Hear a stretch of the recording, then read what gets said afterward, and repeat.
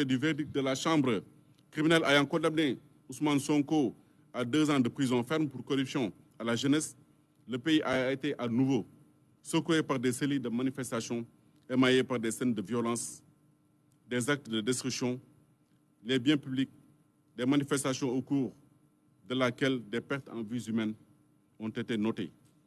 L'université Cheikh Anta Diop de Dakar a été attaquée et saccagée. Le CESTI a été également saccagé et brûlé. Les dépôts de Dakar Demdik ont été également attaqués et brûlés.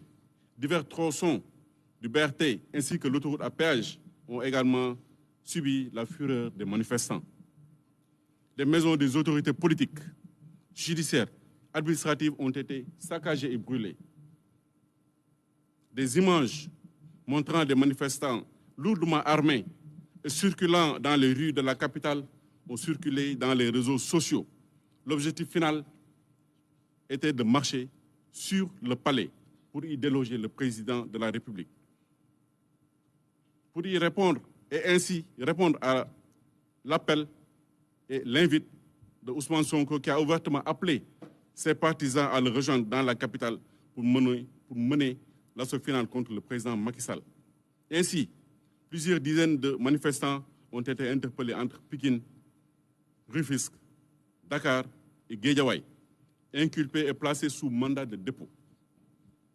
En tout état de cause, toutes ces procédures que nous avons énoncées, qui ont causé des dégâts matériels inestimables à l'heure où nous tenons ce point de presse, ainsi que plus d'une quarantaine de morts entre mars 2021 et juin 2023, convergent inéluctablement vers Ousmane Sonko. Le ministère public que je représente dispose de l'opportunité des poursuites. Par conséquent, tant que les faits ne sont pas prescrits, nous pouvons toujours les engager. Ainsi, nous avons décidé de mettre en mouvement l'action publique.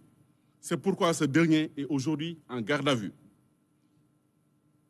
et nous sera incessamment présenté, car sa procédure est pratiquement bouclée.